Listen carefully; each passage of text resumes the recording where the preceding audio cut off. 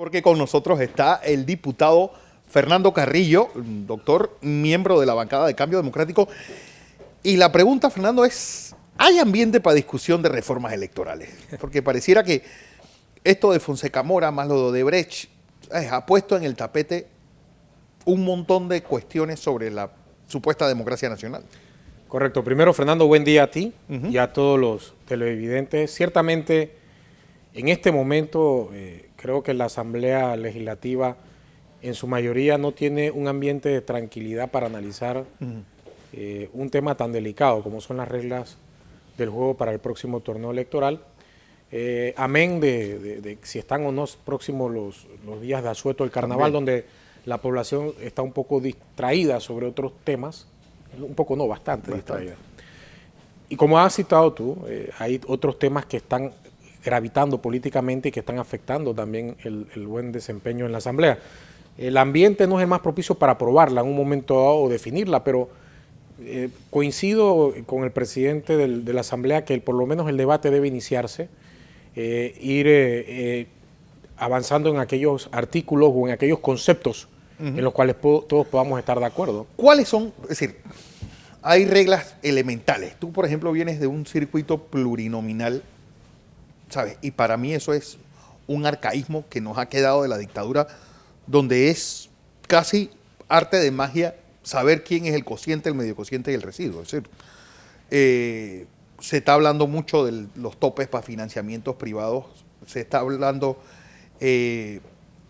tú sabes, la propia población ahora que ha estallado esto de Odebrecht y todo el caso este de los Panama Papers, se está dando cuenta que parece que el juego político es una caja cerrada, donde solamente a través de los partidos políticos uno puede llegar ahí, y siempre y cuando estés en las élites de esos partidos para poder llegar a donde tienes que llegar. Y eso, pues, es una válvula y es una olla de presión que en algún momento explotará.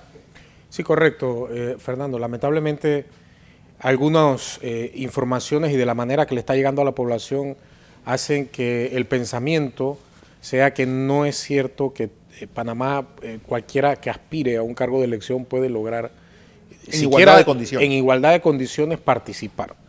En los circuitos plurinominales se dio un gran avance en el periodo anterior en el cual se aprobó una persona un voto. En todos los circuitos plurinominales en menos de 24 horas todos teníamos claro quiénes eran los más votados. Más allá del cociente, medio cociente y el residuo. Que es el residuo de un sistema legal político. Que es el residuo que se defiende como el espacio que deben proporcionar a las minorías representación, pero que al final nunca ninguna minoría lo gana siempre el partido de mayoría, y que quieren revivir en estas reformas. De más está adelantarle que en mi concepto, luego de haber participado en 3 elecciones en un circuito plurinominal, el mejor sistema es una persona, un voto. Ese voto plancha, que le quieran llamar en los circuitos plurinominales, lo único que se presta es para poco transparencia. Si 100 personas fueron a votar, 100 votos tienen que haber. Usted no puede salir después diciendo que 100 votaron y aquí hay 300, aquí hay 400 y aquí hay 500. Eso no. Y yo gané por 16,000 votos en un lugar donde no hay. Eso no puede ser. Y máxime en el momento en que todo el mundo quiere estar abanicando la palabra transparencia. O sea, se puso de moda para algunas cosas, pero para otras no se aplica. Es decir, ese concepto del residuo, el cociente y el medio cociente, ese concepto va a mantenerse.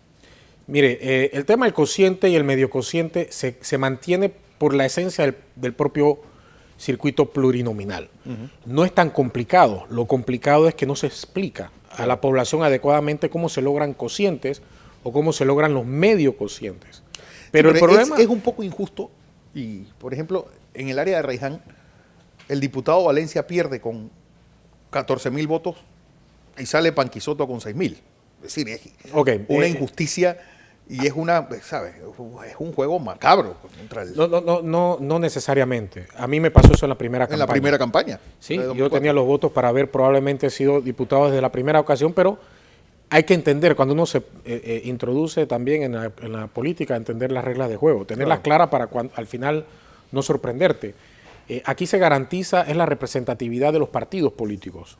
El partido, en este caso particular que usted ha citado, el partido Cambio Democrático al cual él pertenecía había logrado una representatividad, un escaño por cociente. Dicho eso, entre los tres candidatos se buscó cuál era el más votado y en ese caso fue Marilyn Ballarino. A ella le correspondía ubicar esa representación. Y al panameñismo, por la suma de todos los candidatos, le correspondía un espacio, una curul. Es decir, no la suma solamente de Panqui, sino de los otros dos candidatos, le daba al partido la suma suficiente para tener entonces un cociente o un medio cociente, no sé a dónde habrá llegado. Uno trae, y por ejemplo, volviendo al tema el del año 2004, en el año 2004 el PRD con el 38% de los votos tuvo el 52% de los diputados. Así es. Es decir, esa es la distorsión que provoca el voto totalmente. plancha. Esa distorsión la provoca el voto plancha. Además, tú perteneces a un circuito plurinominal, aunque no has sido candidato, y a veces cuando se daban los resultados tú dices, ¿y este de dónde salió? Parece un palo loco eso del hipódromo que no están en las apuestas y gana y no sabes por dónde. No lo viste ni caminando, no lo viste ni siquiera tener una aceptación en la comunidad, porque entre otras cosas, los candidatos que caminamos nuestro circuito buscando los votos nos percatamos la intencionalidad del voto. La gente conoce. Te dice, ya yo estoy comprometido con fulanito, pero me agrada conocerte, lo tendré en cuenta si fulanito no hubiera corrido. En fin, tantas cosas.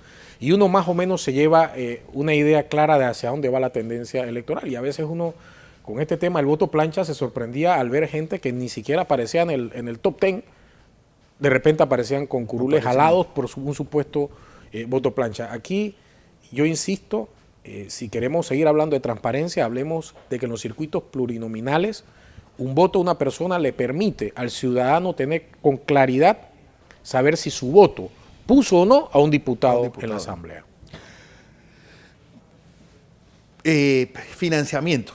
Se está tocando algo sobre financiamiento porque lo que yo siempre he dicho, que la clase política se sale con la suya. Cuando se destapa el caso de Pérez Valladares y Castrillo Henao, se inventa esto del subsidio electoral, pero sin perder el subsidio privado. Es decir, mixto. Ahora tenemos dos manos, no vamos a recibir nada más de una. Sí, mira, yo creo que aquí hay un tema, si hay un buen refrán aplicable en este caso en particular, es todo es según el color del cristal con que se mire. Por un lado, qué rico y qué sabroso es recibir recursos del Estado para financiar campañas políticas a costo de los impuestos de todos los ciudadanos. Claro. Y prohibir, en todo caso, el ingreso de donaciones privadas, so pretexto de que algunas, lo cual no deja de ser cierto, van con una intención diferente a la de apoyar la democracia. Y eso se entiende. Pero deben haber mecanismos que lo regulen. Pero estamos pasando de un extremo totalmente liberal a un extremo totalmente controlado por el Estado. Usted le está diciendo a los candidatos que no pueden recibir donaciones privadas y que lo único que va a recibir son donaciones a través de la instancia gubernamental. Y me pregunto yo, solamente una pregunta que te dejo a ti en el aire y a todos los que nos están viendo. Si esa misma legislación hubiera estado hubiese existido en el 89, cuando fuimos a las elecciones, ¿cómo se hubiera movido entonces? Sí, estamos hablando de un momento en el cual no estaba claro qué era gobierno y qué era Estado. Yo creo que si hay algo que nosotros debemos y debe habernos hecho la democracia es saber dividir una cosa de la otra. Es correcto. Y gran parte del problema que hay, y con esto voto del cociente y el medio cociente y toda esa, es que el Tribunal Electoral, más que en un árbitro, se convierte en un jugador más en esta pelea.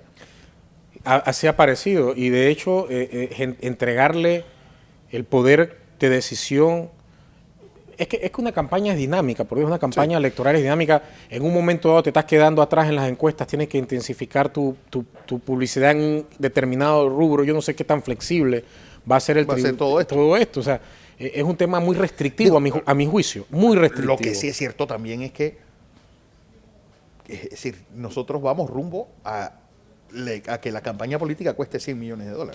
Y vamos rumbo a que muy pocos quieran participar. Claro. Disculpa. Y se va a crear una aristocracia. Sí, muy poca gente va a querer participar. Primero, te pregunto, ¿cómo vas a acceder? Vamos al caso de los diputados. Yo voy a hablarte del caso particular. Yo no recuerdo en ningún momento, en 3 campañas, haber recibido ningún tipo de donación de ningún partido político para participar. Entonces, ¿cómo vas a hacer para los restos de candidatos a diputados, los representantes de corregimiento, los alcaldes? Sí se va a permitir un tope de donación privada. Vas a permitir algo porque definitivamente la donación pública no va a poder cubrir esos espacios. Entonces, digo, esto es un tema, como inicié mi comentario, lo termino. todo es según el color del cristal con que se mire.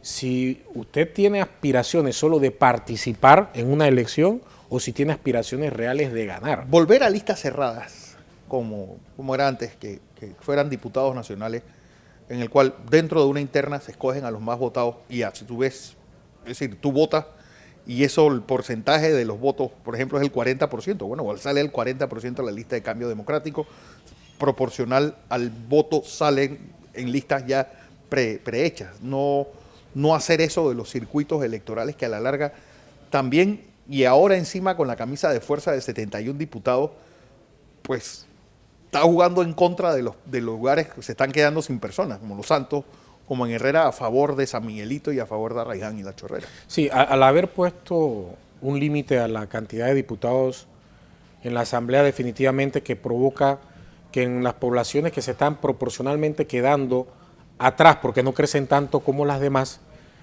que se les quite una representación y que se les sumen a otros. Está claro, pero eso al final es más justo, a mi juicio, que la elaboración de una lista nacional en la cual, ¿cuál es el criterio para entrar? Claro.